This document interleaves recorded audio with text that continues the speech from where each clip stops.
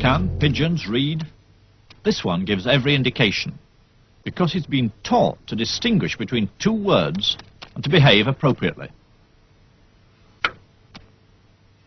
He's learned his different response to each sign by being rewarded with food. So the bird isn't acting independently. Its behavior is shaped by controlling its environment. The first task was to isolate an individual piece of behavior and see how that could be changed. Skinner did this by keeping individual pigeons at about 3/4 of their normal weight, so that the birds were always hungry, and food could be used as an automatic reward. The pigeon was studied in a uniform box, one it quickly grew used to. One piece of behavior, pecking a coloured disc, was measured on a graph.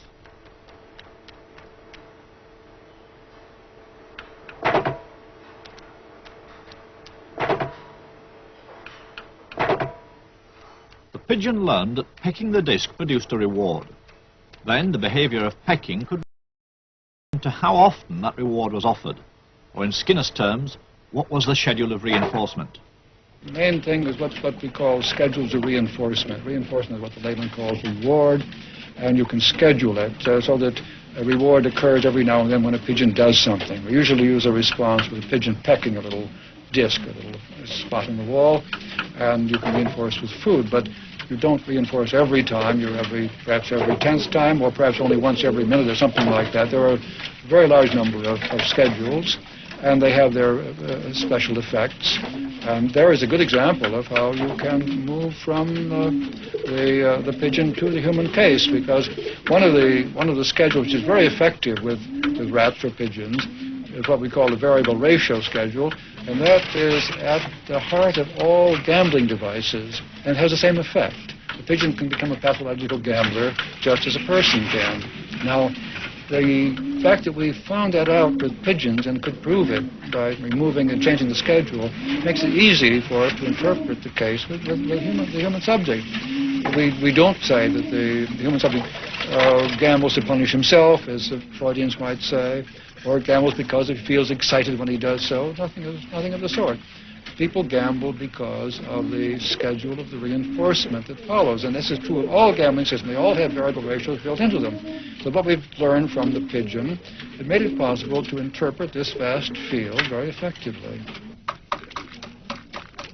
Where does that leave free will? Because we all think we have a choice whether to do things or not to do things. Yes. Well, you see, it leaves it in the position of a fiction. We have assumed somehow or other that these internal states, feelings, and so on, have initiated something. They have started something. They have created. We have done something in a voluntary way. We have willed to act.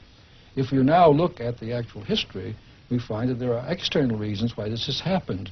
In other words, by discovering the causes of behavior, we can dispose of the imagined internal cause. We dispose of free will as an American divine of the 18th century, Jonathan Edwards, did. He said, we believe in free will because we know about our behavior, but not about its causes. And of course, it's the object of a science of behavior to discover causes.